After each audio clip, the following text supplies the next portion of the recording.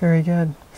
Stepping back with your long-term view that you have now, looking at the whole open space movement and what was accomplished, we know, I think, of the benefits of all of that preservation, and we all, as Marin residents, treasure what happened and consider ourselves blessed. Are there any other societal implications that concern you about what happened in that time? Yeah. As the years went on, I started to think, now in terms of preservation, we have to get an A plus even, compared to what had happened in all the other Bay Area counties. They're just rampant sprawl enveloped almost all the other counties. But the unintended consequences, of which there always are some, has been, and it's escalated, has been a dramatic increase in prices. So that, I mean, to use the term affordable housing is almost in this county almost an oxymoron, right? Well, again, on the supply and demand, if we had left some lands open for potential development, considerable lands, it would have eased that. But we shut the door solid. We slammed the door. We drew lines, and we made no exceptions, because we felt at the time, if you did an exception, they said, well, if you let this property out, why'd you do that? So we just figured, from a legal standpoint, the best way was, we've drawn it. Our purposes are to preserve agriculture, and that's our #1 goal, etc. But in hindsight, there's a lot of the land that we put in A60 and that we treated like it was, important agricultural land that isn't. It really isn't.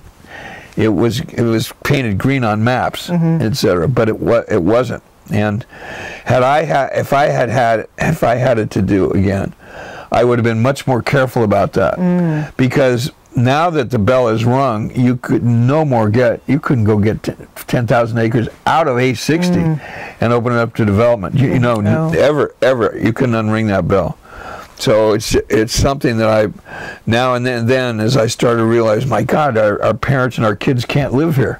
They can't afford to live here. That wasn't my plan. And so that there's no doubt that the severe preservation that we accomplished together, meaning the great parks and the Marin County Open Space District, etc., have played a very big part in making the cost of housing escalate. There isn't any doubt about it. Now, do I regret having done it? No, because had we not done that, had we not done what we did, this would be just like it would be just like the peninsula. It would be like Santa Clara County or San Jose, etc., because it was slated for all that, right? And that's not very conducive to good living either, Indeed. So it's sort of like, now at the time, by the way, we didn't think about that. I mean, what we were trying to do, the board majority, not everybody. There were supervisors that said, you're doing what you're doing. Bob Romier said, he said, you're just painting the whole thing, this agriculture green, and it's not true. It isn't. A lot of it hasn't seen a cow. I remember him saying, no respectable cow could graze on this. You're just doing it because you can get away with it. I mean, so there were voices that were trying to ameliorate the blanket designations we did. And in fact, the first county-wide plan delineated those differences. Yeah, some of them. It had some of them. But anyway, there's no going back. And what you have is we really have preserved, and we've preserved the land, and we've held on to agriculture in areas where similar areas are the agriculture has all been exterminated. So I'm proud of that. I'm glad we did that.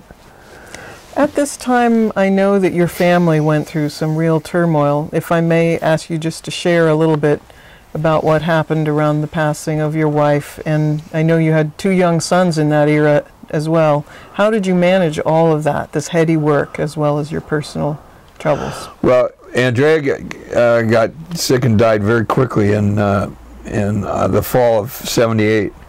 So I was in the midst of, let's see, I was in the middle of my second term. Am I right? Yeah. Good God. Towards the end of it. Yeah, it's toward the end of it. And actually what I was doing at the time was I was running for state senate, and a seat from, which is just like the new district they did, a seat from here to Oregon. Wow. I was in the midst of that campaign against a good guy named Barry Keene. I was in the middle of that campaign when Andrea got sick. She died in October, and the election was in November that I lost. Now, right away I realized that that was the best loss that ever happened, because to the kids what would happen is they would have lost both parents, because Andrea died, and I, for all practical purposes, to them would have been dead. By that I mean, yeah, I would have run off to Sacramento doing a dangerous mission, right? Hired people or something to take care of the kids. So really, right away after that election, I realized that was okay. That was okay to lose. So I didn't dwell on that. Now, what about the kids and I? Well, I had to get to know them, because Andrea had done everything, because I was off saving the county and doing all this. I didn't even hardly know who they were, who the boys were. So I had to get to know them both, and they had to get to know me, and we kind of we floated around a lot. We lived in little different places. We'd rent different places, and we kicked around. We kicked around a lot. They after a while, I was going out with some different women, and the kids would influence that. But I'd come home here when we were here, and there'd be some gal here. You know, I didn't invite her over. I knew her, but well, they liked her because she cooked good. And so, whereas all I did was hamburgers and hot dogs, the kids picked. They were encouraging you. Linda was one of them. So it was my present wife. Yes. So the kids, they were very cute, but they sometimes got me in a heck of a pickle, you know, because I would have some other date, right, and then come here or wherever, and there's some other gal sitting there cooking dinner. So there was some interesting growth pains, so to speak. Family interactions. Around the same era, I believe, was when the running fence was built. I have a dim memory of the running fence myself, and I recall, I believe, that you opposed it in the beginning. But tell me a little bit about how that project unfolded and what you thought of it. No, yeah, you're right, and your recollection is right about I had initially opposed it. I read in the paper about this guy, and I couldn't pronounce his last name, Javachev, and it said he was going to come to Marin in Sonoma County and put up 24 miles of the way I looked at it of sheets over my ranchers' lands. By then, see, I was very close to the ranchers, and so I said publicly, I said, I'm not going to let anybody do that. And it's just it's some showboating around, and I'm not going to let them trample over their land and wreck it. And about 2 weeks later, standing in my office is Cristo and his wife, John Claude. They read these comments and came out, you know.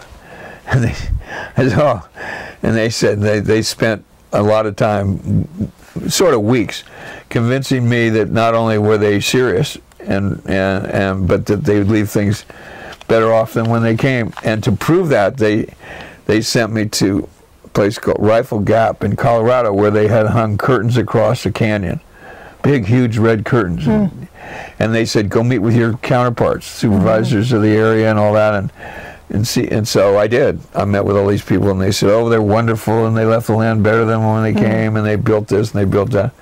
So I began to change my attitude, and then I said, well, you know, it's up to the ranchers if they're all right. I said, you got to make it okay. Well, they made it okay. What they did is they would go to each ranch, and so they'd come there. Sometimes they were guys would come out with shotguns, right, because they couldn't speak English very well. And they're stumbling around saying they want to hang a white sheet, you know, across it. Sometimes they were greeted with interest, sometimes hostility, and they sold themselves ranch after ranch after ranch, and they had to overcome with them much like they did with me, the initial, oh, come on, crazy, give me a break, this is lunacy. And they did things that won them over. I mean, sometimes they'd find out what the rancher needed, all of a sudden they'd have a new kitchen. So they were very smart. And those ranchers in the end worshipped Cristo and John Claude. You know, by the way, it took years. This whole thing took many years. Huh. And as the years went on, I got very close to them both. And in the end, when Marin County approved it, Sonoma County approved it, and went to the Coastal Commission, which I was not then on. And the Coastal Commission denied it. And that was because this fence plowed, in the end, plunged into the ocean. Now, the Coastal Commission only had jurisdiction of the last 200 feet of it or something. But they denied it. But that, from an artistic standpoint, that was the finishing touch, and he had to do it. So Doug Maloney, our county council, and I met with Cristo, and we said, just do it. Just go do it in the middle of the night, because the Coastal Commission will have to, it gets all tied up in red tape. And since you're going to take it down in an instant anyway, they just want this moment. The Cristos just want this moment. They left it up for 2 weeks because everybody said, please leave it up so people can come and take photographs. But to them, it's the instant of its creation. So we both said, Maloney and I both said, so do it in the middle of the night. Do the whole thing. And so they carefully set all the posts and everything in the day and everything, and then in the middle of the night they built the whole thing out into the ocetion, and tied it on and ran. And then you woke up in the morning, there it was. The Coastal Commission ran and got injunctions and everything else. And the judge said, well, why? He's going to take it down anyway, you know. So it turned into everybody was laughing and etc. So. Wonderful. So and after that, Maloney and I went all over the United States and testified for him in projects. Is that right? Yeah, that he was going to do it, and met with the same skepticism, etc., that we did. And by the way, the interesting thing is, all of it is part of the work of art. All of it, even the hearings and the rejections, and he turns the whole process into books. Have you ever seen the big books? You'll have to show us. Okay, I'll show you. I mean, there'll be like Running Fence. It's a book like that, and you can open up pages like that, and there's the whole Running Fence. Well, it has all the hearings, who voted for this, who voted, and all of it. I was all sad when they weren't doing so well and everything, and they both said, just part of it. And so that whether they were approved or denied, they wanted to get approval in the end, but the whole way was part of the work of art. Which I didn't understand at the time. But we testified for him several times in New York, and he never got anything until he got the gates, you know, in Central Park. Yes, I saw it. And that testimony was very like this testimony. People said that rapists and muggers would hide behind the curtain in Central Park and leap out on hapless maidens running by. Here, the opponent said that the deer hunters, the ranchers, will use the fence as a silhouette to shoot deer with. So the deer will be standing silhouetted by the white fence, you know. So the lengths that people go to are just unbelievable. Pose it. Unbelievable. So we got very close over the years, and they're really very special people. Around the same era, you mentioned running for state senate, but I know you began to think about running for Congress as well. And tell us a little bit about your thought process. And No, you're thinking of somebody else. What am I thinking of then? You were thinking of running for higher office. Oh yes, I did. Yeah, when I ran for that in '78, it was sort of a natural progression. I was running to take Peter Bear's place, who he didn't have term limits, and he just decided not to run. So I ran with his blessing to take his place in '78. Then that was that. He'd gone to Congress. No, he just retired. Oh, I see. Peter was on the Mill Valley City Council, Board of Supervisors, then the State Senate. He was there 8 years, and he said, that's enough. And he retired, and so I ran with his encouragement to take his place. Didn't make it. Then I was a supervisor, was elected several times, and then I started to flirt with that again. Maybe in the late 80s. And Peter Bear came to me and said, "Don't be a fool. Don't do this. The whole future of the county's at stake, and you can win some issues down here, 3-2, and make a huge difference. Don't go to Sacramento. It's not higher office. It's further office. You just don't want to do it." And he said, when I've done all of it. I did local city council, board of supervisors, and the state senate. And I promise you, what being in the Senate is like, it's like walking down a beach, and you leave footprints. and then you turn around and it's gone because the waves come and take them away. And he said, it's as if I was never in the Senate. But he said, you have a chance here to make indelible footprints forever. So don't run, don't go, don't ever go. It's not worth it. And that rang true with me. I was thinking at the time of running, what I think you were thinking of when you said Congress, I was thinking about running for the state assembly. There's a guy named Bill Filani who was there. He was very conservative and didn't care about environmental issues much, and so I wanted to run against him, and Peter said, stay home, stay home. And that was it for me. I never thought about that again. I really came to view the privilege of being one of 5 on a local board of supervisors as the best political place to be. And then once I was comfortable with that, I think I was a better supervisor for it too. I didn't have any ambition. I was never, if you watch people that are running for, or going to run for something else, they color their votes and their behavior because they're thinking, how will this affect this election that I'm going to run for, you know? And so I never had to do that anymore because I didn't have, I was very happy with what I was doing, and I never looked over my shoulder again. Gary, please tell us a little bit about the legal battle over the Buck estate and the ultimate creation of the Marin Community Foundation and the Buck Institute for Age Research. What role did you play? So in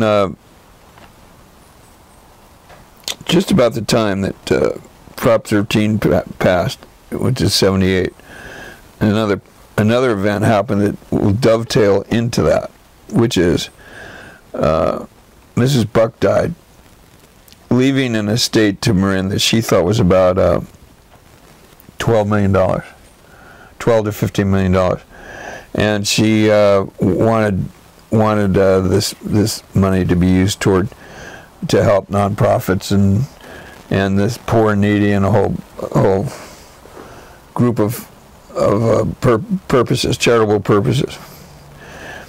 Between her death and the close of probate on the land that was the asset that she was transferring was the greatest discovery of oil in the history of the United States. So instead of it being worth this percent being worth $12 to $15 million, it catapulted to $500 million, and it had what's called the Marin restriction in it. The money had to be spent in Marin only.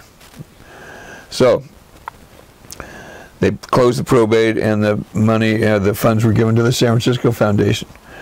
And the San Francisco Foundation implemented the trust for a couple of years, but they were getting enormous pressure from their friends.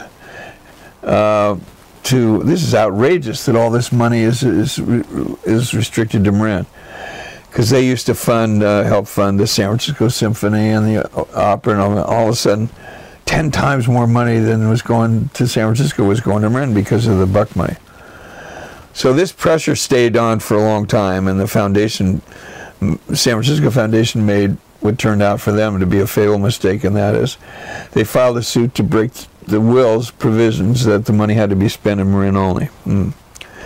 At the time, I was chairman of the board of supervisors, happened to be chairman, and I came out blazing, part because I used to be a lawyer and I knew how much you want to honor the decedent's will, and it was unequivocal that the money was to be spent in Marin, and part because it was being ripped off from my precious Marin. So the nicest thing I said about that was that they were grave-robbing bastards, and then I went after the foundation with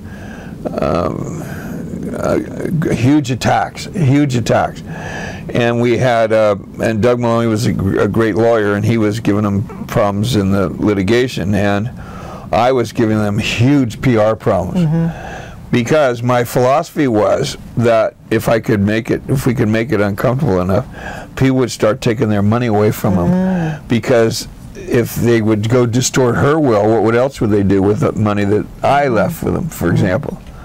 So that was the strategy I was doing, and I was as outrageous as you could be. I said we're going to get these individual trustees and take their houses, because it's criminal, and yada yada yada. So the turning point was I think I gave a speech at the Commonwealth Club in San Francisco. And at the time, outside of Marin, while this was all heated up, and in Marin everybody wanted to preserve the trust, outside of Marin we were looked at as spoiled little brats. And so at the Commonwealth Club, people were jeering at me, saying, "What the hell, you rich bastards? What the hell? Why don't you share the money? Yada, yada, yada, yada." And I said then that, what are you talking about? This is what the will says. And I said, everything good has to be somewhere. Stanford is somewhere. You don't not give it an endowment because it's in Palo Alto that's pretty wealthy, do you? Well, no. And I said, so what the foundation lacks is the imagination to do great things that, although located in Marin County, would benefit the whole world. And then the audience started to change, and they were starting to, you could see they were starting to think, well, yeah, that's... And I said, what they were bereft of any imagination, creativity, etc., because they were determined to break the will so they could help their friends who had the San Francisco Symphony. That was my theme all the time. So then they said, well, what would be an example of that? And I said, well, let's say you tackled some problem that happens to all of us, and then somebody yelled, what? And I said, oh, like getting old. Everybody gets old. So, like, let's say they created a foundation that would focus on problems of the aging. That affects everybody on the planet. Then everybody in the room started to go, well, yeah, that's right. And I said, so that would be a fulfillment of the will, and it could be a great benefit to the whole world. Yada yada yada. Well, where would that be? So I was like throwing spaghetti on the wall. I said, well, College of Marin has got a campus they don't use very much in Indian Valley College. They could be up there. And I had not talked to anybody about this. So there were headlines the next day. Big, they had to go buy new type at the IJ that I proposed all this. And they called it the trustees of the college and said, what about this? We never heard of it. But they said, well, on the other hand, we are looking for something to do with the deal. Now, fortunately for me, a great guy named Doc Cook, who drew the will, read about this and said, that's exactly what Mrs. Buck, my client, would have wanted. She was a nurse. She cared a lot about the problems of the aging, etc. This is brilliant. So he jumped on board with the idea, which I had just used as an example. Oh, it sort of got legs. And in the end, what happened was that's how we won the case. Because the judge bought into it. Like, you know, that's right. It might not be that, it might not be aging, but you could do things that, although located here, benefit all the whole world. So that's when we won the case, and then he suspended his final judgment for a year, and invited people to come in with proposals of things to do with what they call the major projects that would benefit all mankind. So Mary McEachran drew up the proposal. She was also one of the lawyers in the lawsuit for Doc Cook, the guy that drew the will. So she did a big proposal for the Buck Center for Research in Aging. Others did one for alcohol. Others did them for education. Anyway, there were 51 proposals of things to do. And what the judge did was he took 15% of the 20% of the revenue in perpetuity to give to these major projects, and that way there couldn't be lawsuits anymore. Do you see? Because you say, well, we're serving everyone. We're serving everyone. So the Buck won and gets forever. It gets 15% of the Buck money, 15%, and then the alcohol and drug and education were the two little ones that won. One of them got 3%, one got 2%. So the Buck Institute for Research in Aging and these other ones, the alcohol and the education, they're like, if you imagine the Marin Community Foundation is like the mother hen, and these are the other three are like chicks. They would hate to have me refer to it that way, but I mean, they're all connected. But they are guaranteed these resources in perpetuity. Now that enabled the Buck Institute for Aging to go leverage like heck, because they had that set forever. Now the reason we did this, the reason we ended up doing the Buck Center as you know it, as it turned out to be, we went all over the country. The judge said, I want you to go all over the country and look at different foundations and what they do. And then when you come back to me, say what you learn. The key really to this was a fellow named Puck. He was the head of aging research at the University of Colorado. And we were talking to him there. It was Mary McEachran, me, the special master, the president of Stanford University, and somebody from UC, I can't remember. This guy said, well, what you want to do is create a standalone institute for aging that's not dependent on anything else. He said, look, in Colorado, we have one of the biggest aging research centers in the country, but I have to fight against the football team for money, you know? Or I have to fight against popular diseases for money, like AIDS right now is right. That's right. He said, he said, there's no institute in the world that's just focused on aging. So the judge really liked that. I mean, when he heard that, then that's when, then he gave most of the money to them. That's why. And that's what's happened. So see, it always gets its money. It doesn't have to compete with anything else, anybody else. And it just focuses on Alzheimer's and Parkinson's or whatever, any problems for aging, and it never gets accordingly, it's soaring. It just got a $40 million grant for stem cell research, and it's building a big new building to do that. And it has a staff now 230. It's going to 700. And they have doctors from all over the world. If you go there, it's like going to the United Nations. They're every nationality you can imagine. They speak like tongues. I mean, anyway, it's fascinating to see that, and I think there'll be breakthroughs. I think they'll do some great things. I tell them, for obvious reasons, that you got to hurry up. In my case, see, they have to hurry. You have to hurry, or it's not going to do me any good. So then, that of all the things that I've been involved in creating. No, there's one more thing. Now then, how are we going to govern this thing? How are we going to govern this new? When we won the case, the judge said, "So okay, so you won. So now, how do you want to create?" And I'll give you the money you go create a new thing, which is the Marine Community Foundation. You go create that, and then I want you to tell me how you're going to govern it. How are you going to? Who's going to be on it? Who gets appointed and why? So Doug Maloney and I went to his house, and this house, I guess, and we went through the will like 10 times, and we took every phrase that we could think of, and we created a slot for that. Except we started with the premise, we won this because the Board of Supervisors carried the ballot, so we get 2. The Board of Supervisors gets 2. We're not in the will, but we get 2. That's how we started it. And then we take a phrase. There was a poor and needy phrase that defines one of the supervisors' slots. And then there was a religion phrase, so that the council, whatever it is, religion people pick a slot. The council of agencies, or what was the council of agencies, picks a slot for the nonprofits. The University of California was a residual beneficiary. If the whole thing had collapsed, they'd get all the money. So they have a slot. Anyway, we did this in a way that no foundation's ever been created that way. And the judge liked it, so he bought. I mean, that's what he did. Most foundations they're appointed by circuit judges from the federal bench. And this judge said, you might not want to do that. What do they know about the community or about et cetera? So so we concocted this unique thing, And then we decided, well, all these people should be able to pick one, and so the foundation itself got to appoint one, Marine Community Foundation. And many years later, you yourself were appointed to the seat of one of the supervisor seats. Yeah.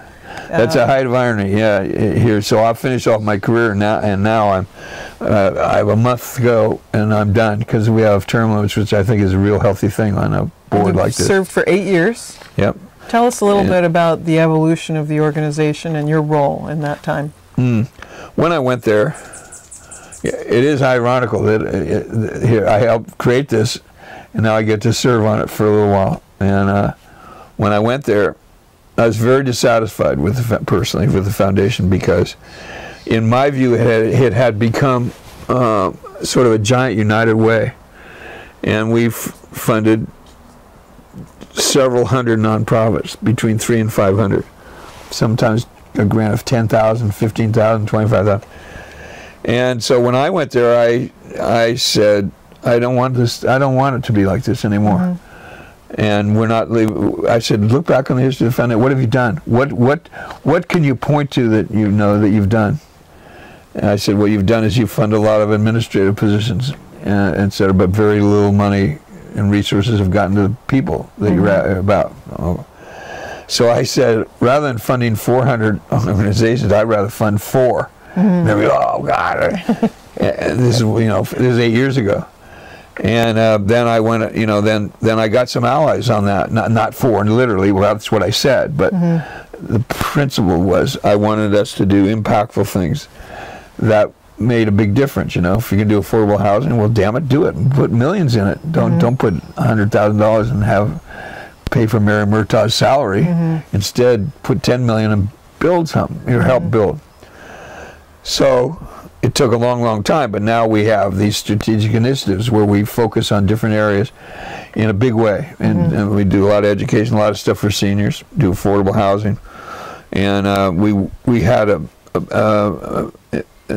a big chunk going to the environment, and we just retreated from that because of the crisis that we all find ourselves in with the federal and state cutbacks in the safety net services, and so we looking at this and saying this is the time to be putting solar panels on roofs when people when the seniors can't eat, they can't get to their doctors, they can't, et cetera, et cetera, et cetera.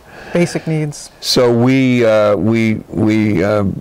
reprogrammed the resources there, and we're going to move probably about $10 million toward those kinds of services, not forever, but for till the damn federal and state governments come to their senses, and so does the public, and the public provides enough taxes so the government can function again, So that's a little fillip that we did, but other than that, if you look back, you'd say, okay, what did you do? You could point out that we've done really a lot of major things. So I'm real happy with the change in direction. And I'll just mention one of those, of course, is our own San Geronimo Valley Community Gym. Yeah, and then those are long awaited. We did a lot of that where and that's forever. Those kinds of things are forever. There's a good example of that, we came in here in the San Geronimo Valley Gym in a big way that we didn't used to. We used to maybe give 100,000 or something like that. I think we came in with $1 million. Close to it. So, and we did that in Point Reyes too, and we've done a lot of those. But I mean, that'll be for decades. That's much better than have floated a few nonprofits for a little while longer. When Mrs. Buck died, the Board of Supervisors, that was in '77. It was before Prop 13, which stripped a lot of money away. We, the Board of Supervisors at that time, used to fund all the nonprofits in the county. There were 76. Wow. Today there's 1,700. Wow. And most of those were created because of the Buck money. They ran here and they created new proposals, et cetera.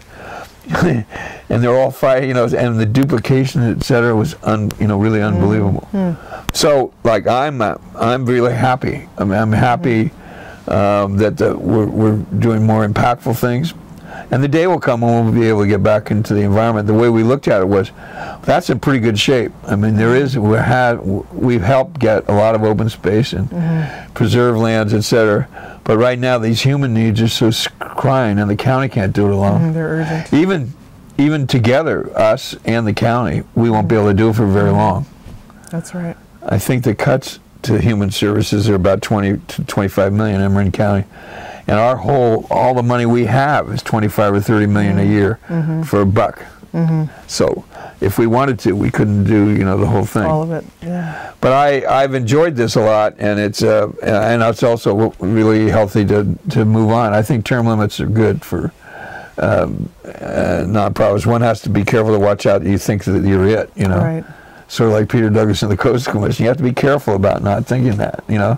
So speaking of other nonprofits and many other districts and organizations that you've helped to found and then also served on boards and other capacities, are there any particular standouts for you that, I'm thinking of a great diversity of organizations like the Golden Gate Bridge District and so on that you served on. What are the highlights for you?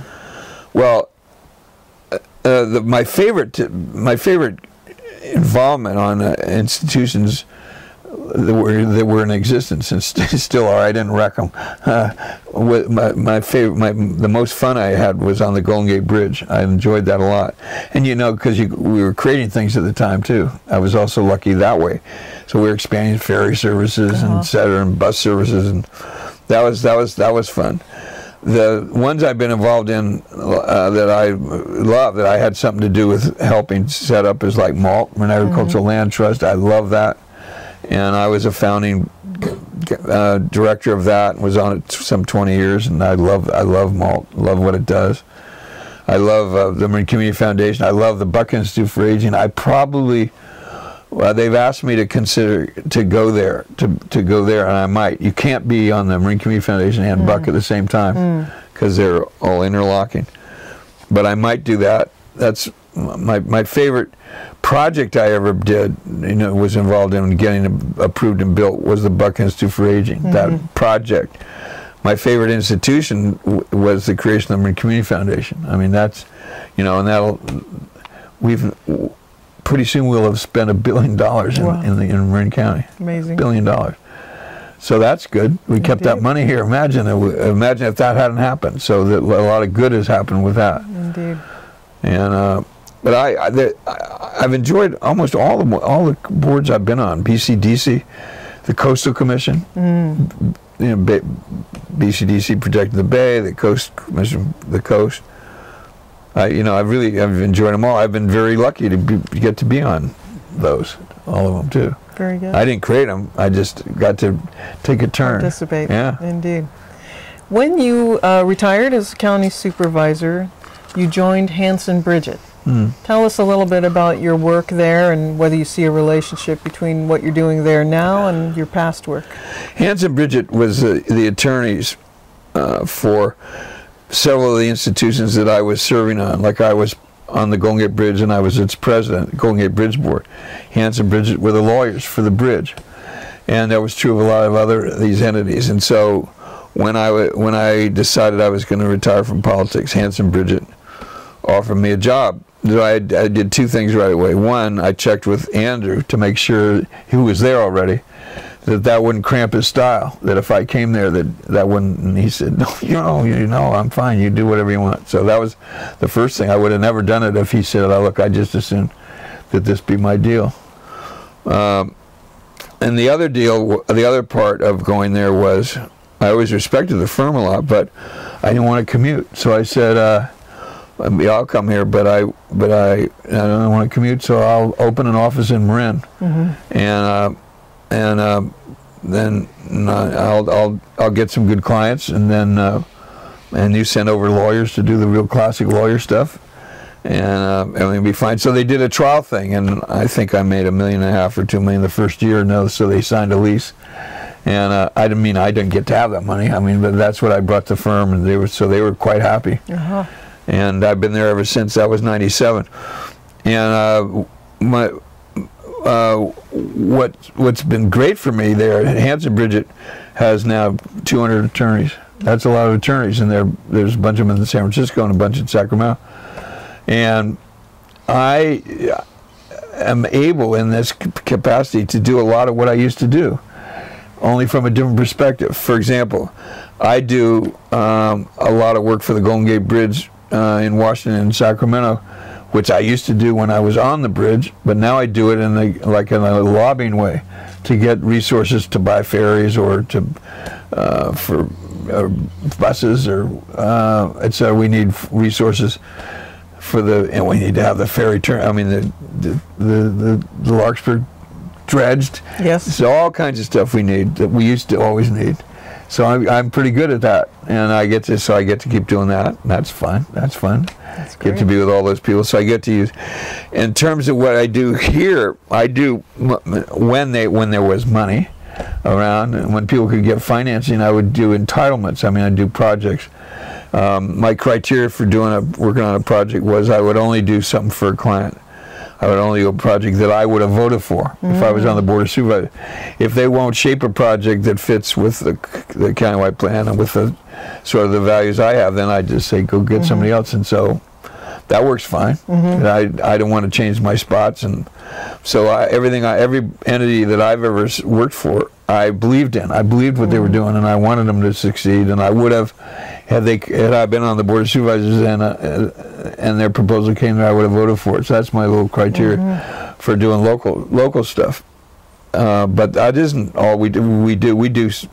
Hanson Bridget does activity all over the state, and I do my share of it, and it's fun. It's a good place.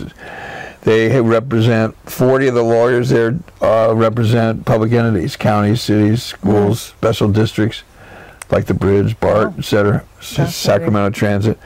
So I like that. There's some altruism there. And we're a special counsel for lots of counties and cities. And would your father have been happy?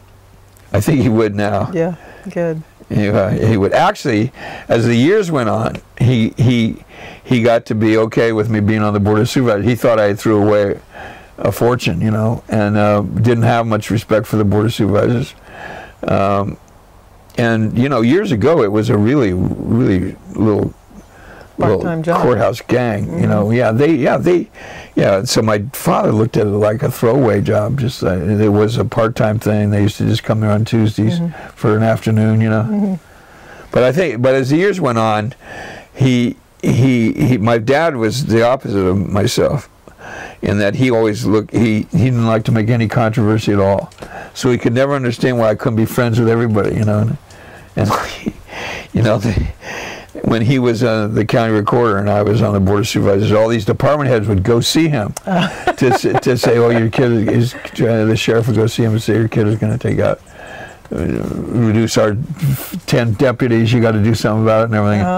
Well, and I wouldn't, not only wouldn't I, and so finally I said to him, Dad, the best thing for you to do is nothing.